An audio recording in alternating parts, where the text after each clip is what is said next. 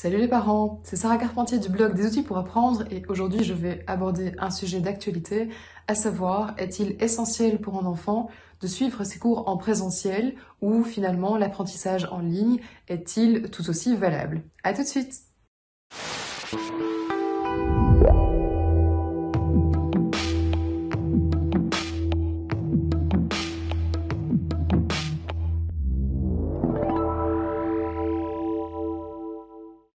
Actuellement, on voit de plus en plus de voix s'élever pour le retour des enfants à l'école, pour un apprentissage en présentiel plutôt qu'à distance.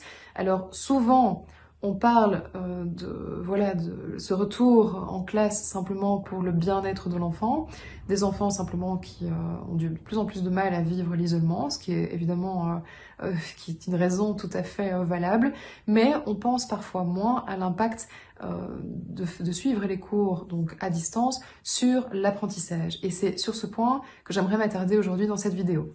Alors avant de commencer, je voudrais juste dire ici qu'il ne s'agit pas de discuter, de polémiquer sur le bien fondé des restrictions sanitaires qu'on nous impose. Évidemment, tous les avis se valent. Ici, il s'agit réellement d'essayer de comprendre quels sont les impacts d'un enseignement à distance sur l'apprentissage.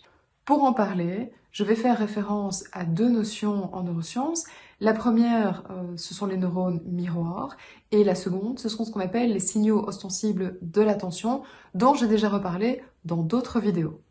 Si vous n'avez pas vu les vidéos qui concernent l'attention et la mémorisation, je mets un lien sous cette vidéo pour que vous puissiez aller voir plus en détail de quoi il s'agit.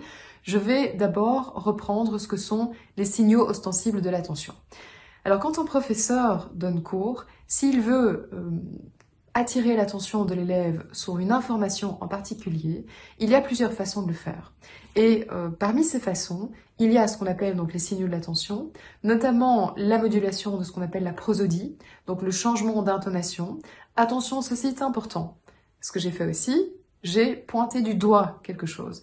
Donc si l'enseignant inscrit une information importante au tableau et qu'il la pointe du doigt, on sait que le centre de l'attention du cerveau va s'activer parce que ce signal indique au cerveau que l'information est une information non pas spécifique mais généralisable, donc une information qu'il va pouvoir réutiliser dans d'autres contextes et qui est donc d'autant plus importante, et c'est ainsi que l'enfant, sans le faire volontairement, va directement être plus attentif.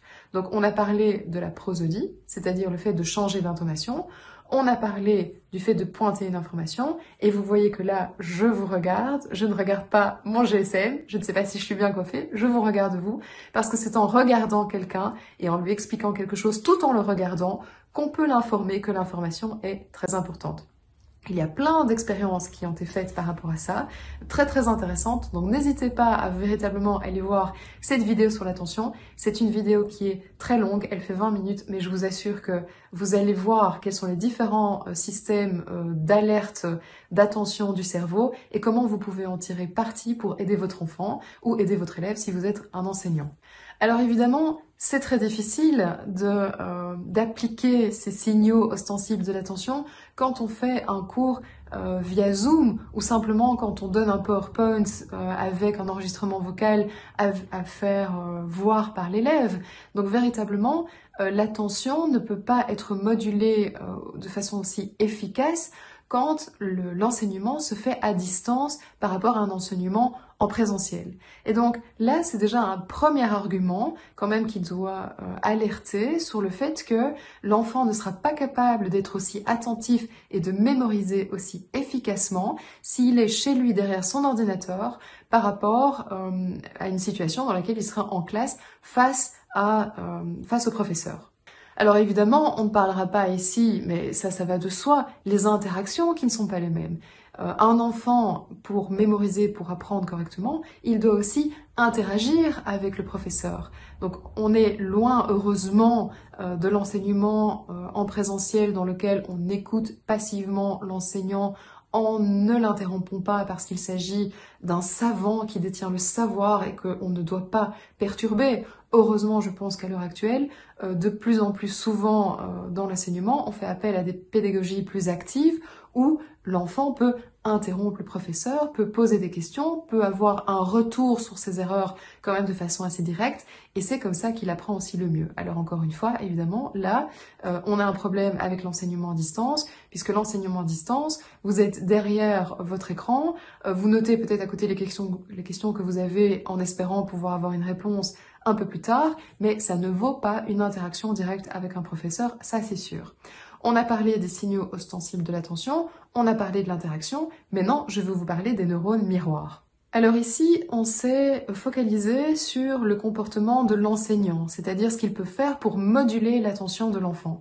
Mais il faut aussi parler de ce que l'enfant peut faire pour moduler l'attention de l'enseignant. Et là, il faut faire référence à ce qu'on appelle les neurones miroirs. Donc les neurones miroirs, c'est quoi? En fait, ce sont des neurones qui vont analyser leur environnement, qui vont analyser en fait les comportements autour d'eux et qui vont imiter ces comportements, imiter des expressions faciales.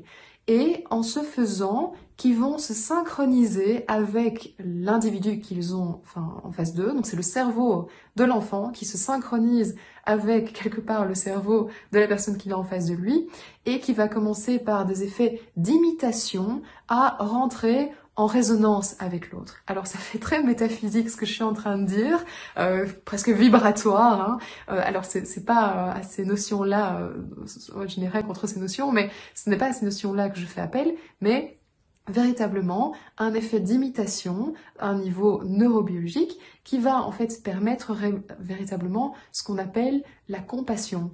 Donc la compassion, encore une fois, comme d'autres termes tels que persévérance, motivation, ce ne sont pas que des termes. Il y a une réalité neuronale derrière. Et quand un enfant a des difficultés durant une leçon qui est donnée en classe, il va avoir des mimiques, il va froncer les sourcils, il va bouder, il va s'inquiéter. Et ce sont des signaux qui sont envoyés de façon involontaire à l'enseignant et que l'enseignant va réceptionner de façon involontaire aussi, mais qu'il va réceptionner quand même, et qui vont alerter l'enseignant sur le fait que là, il y a quelque chose qui se passe. Il faut qu'il fasse attention à cet élève-là. Il faut qu'il aille vérifier si l'enfant a bien compris. Et encore une fois, évidemment, ce système de synchronisation, qu'on retrouve d'ailleurs dans beaucoup d'autres domaines. Par exemple, on retrouve ce système de synchronisation dans les négociations.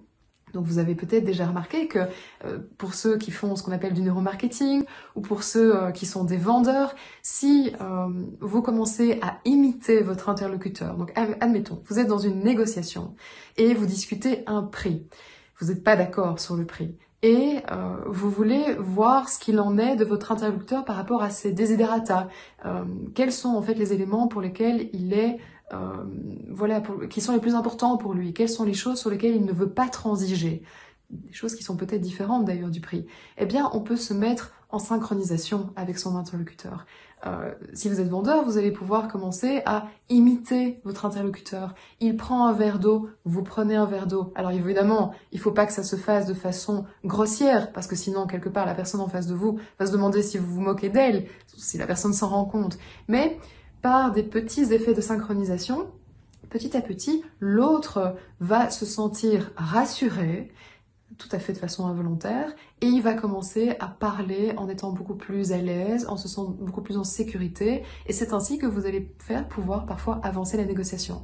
Et donc l'utilisation des neurones miroirs, c'est une utilisation qui se fait de façon volontaire en marketing, en vente, c'est une utilisation qui se fait de façon involontaire dans une classe, mais ça a son importance. Et c'est comme ça qu'on peut compatir à l'autre. En fait, c'est pas la compassion, ce n'est pas toujours une volonté, complètement conscientisée de fait de se mettre à la place de l'autre. Parfois, c'est nos neurones, c'est notre cerveau qui, de façon tout à fait involontaire, comprend mieux l'autre, parce que simplement, il y a des mimiques, il y a des choses qui se passent chez l'autre qu'on reconnaît, qu'on assimile. Et dans un enseignement à distance, à nouveau, malheureusement, on ne peut pas voir les élèves de la même façon qu'on les verrait s'ils étaient en classe.